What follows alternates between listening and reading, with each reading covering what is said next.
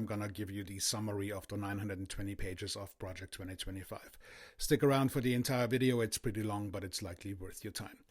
First, we'll talk about the history, then the overall summary, followed by a look at individual government departments, and then my personal summary in the end, and all this is very high level. The instant gratification conclusion is simply this. We either jump into action, develop a deep interest in politics, and recognize as well as act on knowing that politics is participatory and not just a bystander affair, that voting blue across the nation will be our only savior, or that we will be forced to face the consequences, witnessing the United States fall into fascism during our lifetime. Project 2025 goes on for 920 pages of doom, suppressing American leadership into aggressive Christian principles, isolating the United States from the global community, and changing the fabric of the United States to autocracy immediately followed by fascism. And their version of fascism is adjusted to contemporary 2023 application. Here's a summary of the project, starting with the history.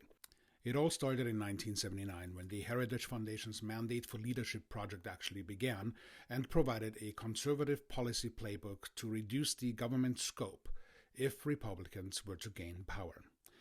To that degree, the Heritage Foundation, alongside the moral majority under Jerry Falwell, had a significant role in getting Ronald Reagan elected. The handwriting of who is one of the worst presidents in U.S. history can still be felt today, as they are just really now coming to fruition. Their work started in 1979, so they are decades ahead of the rest of us. And that also means that time is of the essence, particularly right now.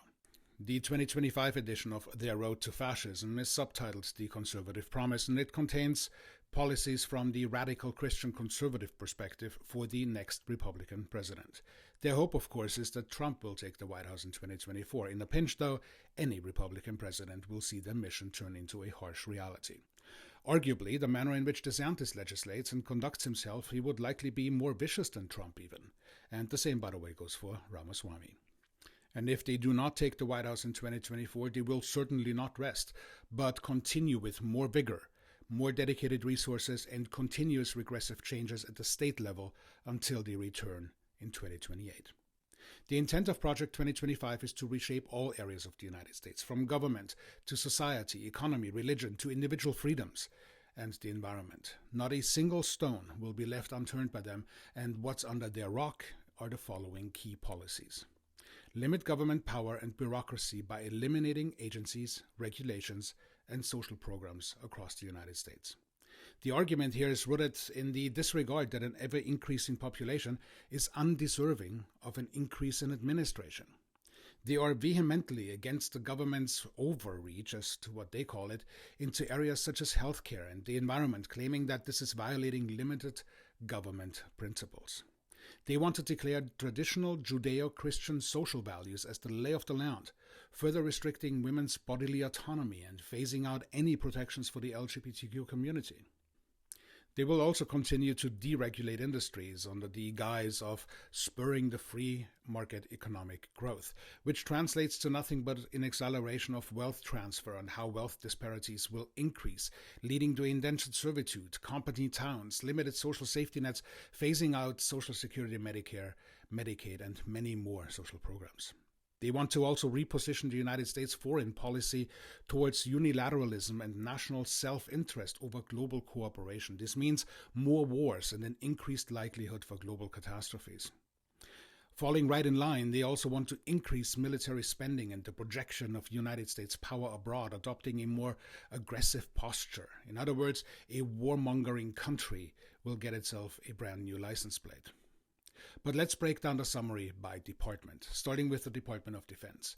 Increasing military budget and modernize all branches of the armed forces. They want to refocus on great power competition, identifying Russia and China as the primary threats, and they want to remove anything remotely woke. Diversity and equity and inclusion and policies will be established to restore traditional culture across the military. And then, of course, they want to have all the allies bear more costs and responsibilities for their own defense. Moving on to the Department of Homeland Security. They want to restructure or break up the DHS agencies such as FEMA, TSA, and Border Patrol, prioritizing immigration enforcement over humanitarian concerns. They also want to eliminate cybersecurity and intelligence functions. Moving on to the Department of State. They want to assert U.S. interests unilaterally over compromising in global institutions. Confront China and Russia and Iran with more forceful sanctions and military threats, and the quid pro quo of any form of foreign aid to reflect only short-term American interests will reign supreme. Onward to the Department of Justice. They want to review and terminate FBI investigations deemed contrary to partisan interests. They want to prosecute leaks aggressively and eliminate whistleblower protections. They also want to eliminate or constrain internal oversight bodies, opening the doors for corruption and violence to unprecedented levels. Onward to the Department of Health and Human Services. They want to appoint pro-life leadership across the board to restrict women's access to bodily autonomy and declare contraception as an illegal intervention. They also want to eliminate all protections for the LGBTQ community, particularly focusing on eradicating transgender Americans. They also want to transfer food stamps and Medicaid administration to state levels, weakening the safety nets for those who particularly need it the most. The Department of Education. They want to abolish the entire department and devolve all functions to state level. They also want to, by mandate, expand school voucher programs and religious school funding. They also want to eliminate student loan forgiveness and end all diversity, equity, and inclusion principles at educational institutions. Onward to the Environmental Protection Agency, the EPA. They want to transfer power from federal standards to let states set their own standards, overruling the federal EPA. They want to eliminate climate and environmental justice and open scientific advisory boards to industry representatives. If they succeed with Project 2025, it would fundamentally damage America's systems of checks and balances and consolidate power in the hands of the executive branch. The bottom line is this. If the GOP succeeds in any measure to keep their ideologically and ethically bankrupt politicians in power positions, there will be no progress, and present-day bipartisanship, as challenged as it is, will definitely cease to exist. Worse yet, if the GOP succeeds, aided by the ultra-right think tanks, donors, and religious extremists, the US will cease to exist in any semblance of normalcy. So, who's safe? It's the white Christian man.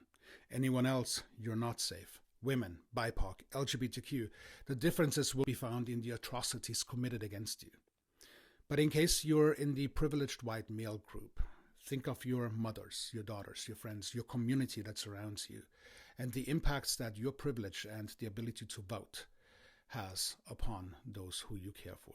And then vote with how you would be able to comfortably address the person to their face with your vote. And also, in full disclosure, this entire product was a collaboration between a Medium article and work that I put together to make this come to fruition.